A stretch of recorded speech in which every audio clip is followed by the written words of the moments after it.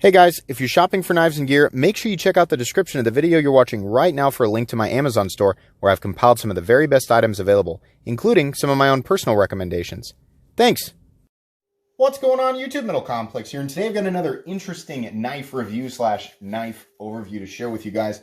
This is the Off-Grid Knives Cleaver Hoglet fixed blade. Very interesting. Off-Grid Knives actually, I've really enjoyed talking with them, talking with the owner. Super nice, really compelling designs, you know, he's putting knives out there in affordable price ranges, so that's great. This is a very interesting little fixed blade. I don't do a lot of fixed blade reviews on this channel, and the truth is because most of my experience with the knives comes from folding knives. I do every now and then use a fixed blade outside. I have a bias towards smaller fixed blades than larger ones because I don't necessarily have a lot of need for them, right? Yeah, this was right up my alley. So when he brought this up, I said, oh yeah, for sure, I'd love to check that out. So he sent this along, and thank you so much for doing that. Real quick, thanks so much to all my generous patrons for supporting me during this time. Really appreciate it. If you'd like to check out my Patreon and get your hands on some of those stickers and some other exclusive benefits, there's a link down in the description. The support would absolutely mean the world to me. Let's go ahead and move the lanyard out of the way here real quick and get a measurement on this guy. Overall length of the Cleaver Hoglet coming in at 7 inches. Blade length is coming in, I mean, it's not quite 3. I mean, if you go from right here, then yeah, we're going to call it 3. But if you go from where the blade actually, like where the sharpening choil actually starts, it's definitely under 3. Be careful about that. If you're carrying this on your person and you're in an area where you're not supposed to have a knife that's, you know, 3 inches or more, I'm going to say it's probably circumstantial how they're going to measure that. So be careful. Yeah, you know, that's essentially what we're looking at there in length. Let's go ahead and do some size comparisons. All going to be up against folding knives except for one. Here it is up against the More Knife Robust, or Morakniv, however you like to say that. I'm not exactly sure. I just wanted to have one fixed blade out here that people might be familiar with as a size comparison. But the overall length of the Morakniv or More Knife Robust is 8 inches over. So there you go. Anybody who owns that knife, another wonderful knife, especially for the price. But by the way, there'll be a link for this guy down in the description if you want to check it out. How about up against some folding knives? Up against the Ontario Rat Model 1. Rat 1 is coming in at 8.6 inches overall. How about up against the Spyderco PM2? Spyderco PM2 is coming in at 8.3 inches overall. How about up against the Benchmade Griptilian, or in this case, the Ritter Hogue? Ritter Hogue is coming in at 8 inches overall. And last but not least, the Spyderco Para 3. Spyderco Para 3 coming in a very similar length, almost exactly. Let me get that measurement again. I want to make sure that I know. Yeah, Spyderco Para 3 coming in just a 1/4 inch longer at 7.25 inches, or 7.25 inches overall. How's the action on this guy? It's a fixed blade, so it doesn't, sorry, that's a joke that I do when I review fixed blades. It's weird because I remember that there's nobody else in here with me. It's just me just awkwardly thrusting a small fixed blade into the air. Anyways, yeah, it's a fixed blade, so I suppose I can show you guys how it comes in and out of the sheath. I do like the sheath. It's very simple. It snaps into place, and yeah, there's no wiggle or anything like that. There's a nice little drainage hole there, and this can easily, you know, be clipped to your person. It's nice. I mean, it's very simple, very straightforward. I'm not necessarily I'm nowhere near a professional on, you know, the Kydex sheaths and how they carry, but this one snaps into place, and it takes, you know, a reasonable amount of force to get it back out, but it's like, I'd really have to be like sprinting and like running next to objects that would grab onto the sheath and not the knife to get it to, or grabbing onto the knife and not the sheath to get it to be ripped from my side. But truthfully, the area where I'm going to use this is like, I'm going to strap it to my belt if I'm up on a ladder, up on a roof, and I need a convenient cutting tool that's constantly on my person and not as bulky and short bladed as a utility box cutter, because that doesn't always get the job done. Oftentimes I find myself awkwardly hacking at the thing with a cat's paw or a short pry bar instead of using the box cutter that has the blade that's too short to do whatever it is that I'm trying to do. So yeah, a small but, you know, decently sized fixed blade sometimes, you know, is very beneficial to have strapped to your person when you're doing, you know, in our case, when we're adding onto our house, we're doing little outdoor projects. I very much appreciate that. But yeah, it seems like the sheath is going to, or the Kydex sheath is going to do exactly what it needs to do. Carry profile. So, I mean, this is an outdoor folding knife. I mean, it is something that you technically could EDC. In fact, I mean, as far as fixed blades go, if I was going to EDC a fixed blade, it would be something around this size. I purchased the SE3 and the SE Izula, trying to figure out where I wanted to be on size if I ever wanted to EDC a fixed blade. And the truth is it's somewhere around here. My issue with both of them is they both weren't super comfortable in overall handle room.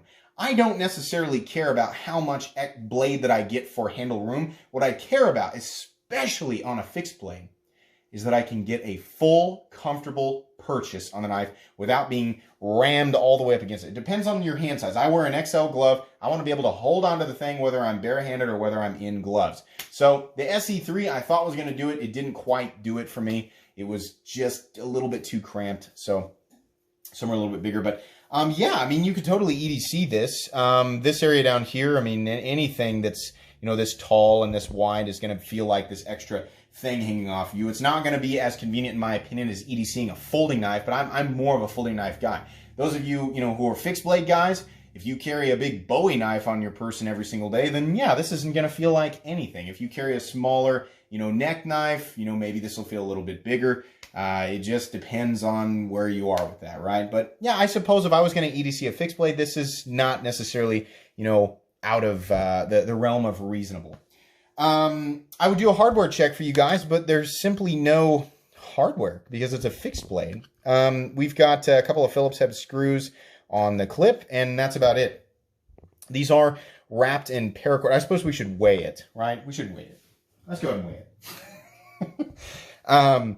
The blade is, well, it's about what you'd expect for a fixed blade. I'm going to guess it's probably at least, well, let's take a shot in the dark at 160 thousandths.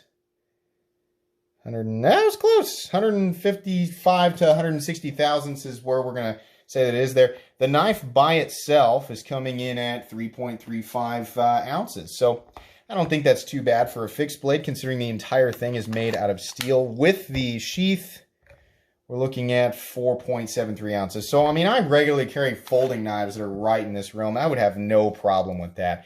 In terms of, you know, your carry profile, I mean, like I said, the height here, it's completely different because you're not putting it in your pocket. These are pocket knives, so it's not, my usual comparisons don't make a lot of sense here, but I don't think this is an overly cumbersome object. In fact, I think for a fixed blade, it's not cumbersome at all. This is something that I would actually consider carrying if I had a different occupation. Anyways, let's talk about the anatomy here. This knife is not made in the United States. It is a foreign-made knife, but the fit and finish on it is excellent, and I mean that. I'll be honest with you guys, I don't know exactly who the OEM is on this, and if he told me. So, Carrie, if you're down there in the comments section, if you want to enlighten me, I cannot remember who you said it was, but we did talk about being very specific with the OEMs, making sure that fit and finish was really, really good. And it is. It's not clunky. Everything looks great. I really like the tumbled finish on this. You can get these in black. They all come with the orange paracord right now. The actual handle is skeletonized, as you can see underneath there. I kind of like the paracord wrapped ones because whatever color, it doesn't matter.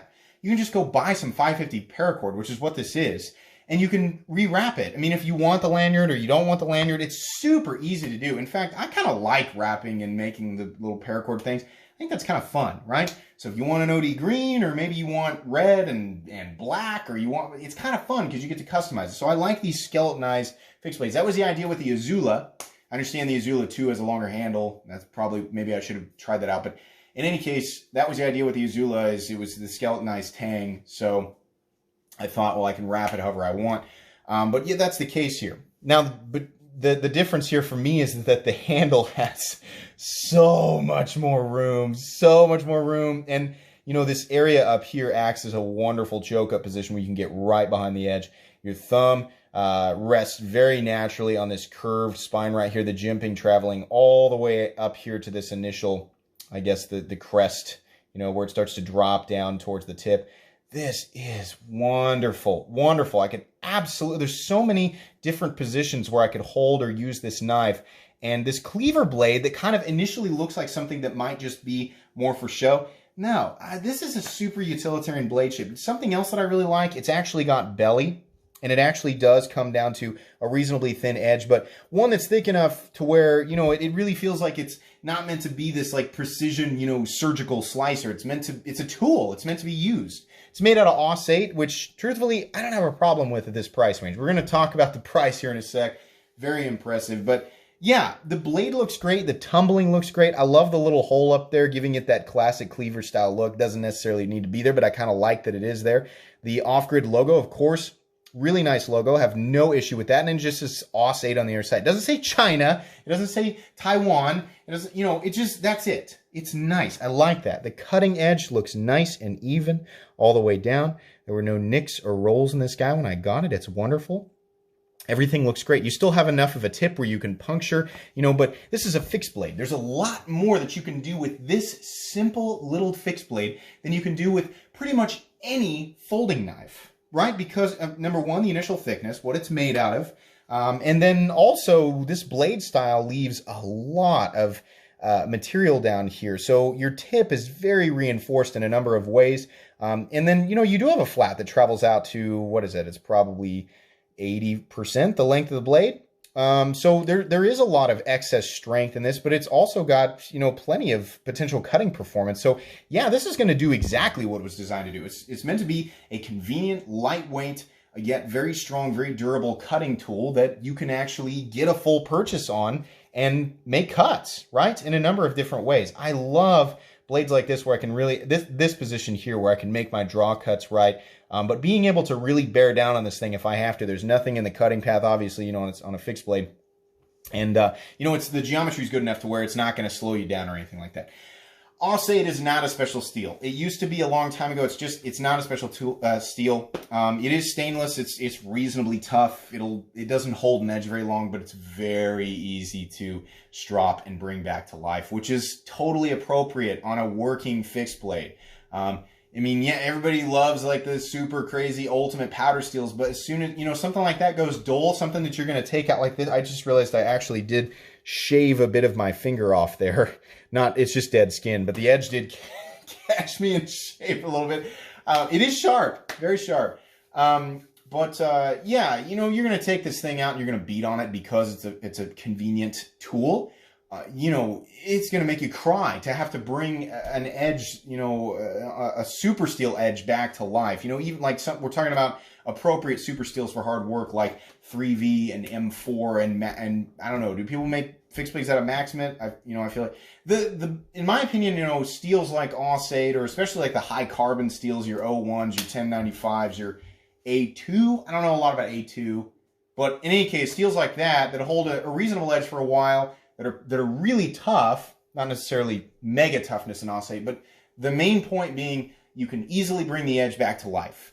I think there's something to be said there. And the nice thing is because it's Aus-8, it's not expensive. And because its construction is not complicated, it's not expensive, but it looks nice. I can't emphasize enough how comfortable this is. The shape of the skeleton underneath, almost no matter how you wrap that paracord, it's going to feel your hand. This is nice. Even if I was wearing a glove, it's nice. There's enough of the handle sticking out back here that you've got a little bit of room to kind of maneuver around a little bit. No matter what the position is, right? No matter how you're holding it, it really does feel comfortable. I like this. This is extremely, extremely utilitarian, and I'm very enthusiastic about this simple little thing that, you know, at first glance I got out of the box and I was like, oh, it's a little cleaver. But it's nice. You know, this, I don't want to call it a palm swell back here, but how the curvature here, how it fits in the hand, and I suppose how your thumb comes down and where it wants to organically rest on the blade. You know, this area is higher and then it comes down and it sweeps. So the natural curvature of your hand is kind of like that. You can kind of see what I'm saying there. It feels as good as it looks, guys. It really does. One area that I think could stand to be knocked down a little bit is right here. If I could show you guys. Yeah, that's a little sharp right there. And that is really where a lot of the pressure is going to go if you're not wearing gloves. So, I mean, up here, I don't really care as much. But, you know, if I was using my bare hands and cutting over and over and over again with this, I would probably rub that skin raw. You know, but in all fairness, if I was really going to be using this knife hard, I probably would be wearing gloves, right? I probably would be. Yeah, for those of you who are, hunters, as far as how well this knife will do, I am not somebody. I mean, I've been hunting. I've done that. It's not something that I do all the time. So I can't tell you. I would imagine that this would be a tool that would be right at home on a hunting trip, on a camping trip, on a fish. I mean, like for me, camping and hiking and stuff like that. Yeah, for sure, this thing's going with me. Absolutely. As far as I love to go fishing. I don't necessarily have an enormous need for a fixed blade of this style while I'm fishing, but it certainly would be a nice tool to have on your person. As far as hunting and skinning and things like that, I don't know. I don't know. I would imagine it would be right at home. And then the end of this knife, is much the same. It's just one big piece of Aus 8. So, anyways, what's the verdict on this guy? Well, here's the best thing about this. This is the part that I really, really like. I'm very impressed with the overall execution of this knife and the fit and finish. It is a very simple object, right? That's the main reason, the fact that it's made out of Aus 8 and the fact that it's very, very simple. It's just basically finished work and shaping, right? I'm not saying like I know exactly how all this works. I'm just saying that's what's gone into this. But the final product is polished. It's nice. It's made out of a reasonable steel, especially for the price range. It looks good, and it's extremely friendly to the hand, easy to carry, and very, very utilitarian. The price of this guy right now is $35. Yep. I'm 100% on board with that. I think that is excellent. I think this is a nice tool to just have, it's like I always say, to just have like in your vehicle, if it's legal, have in your vehicle, have in your toolbox, just have somewhere, I mean, just even out, just like hanging in your garage, just ready to be used. Yeah, this is great. And, beat on it. Go ahead, beat the crap out of it. Because it's Aus 8, you can bring the edge back to life, no problem. And if you don't like the orange, whatever, get some paracord and find a style you want and then wrap it yourself in 30 minutes maximum. And then you can remove the lanyard, or you can add your own little, flare off the end of it, whatever you want to do.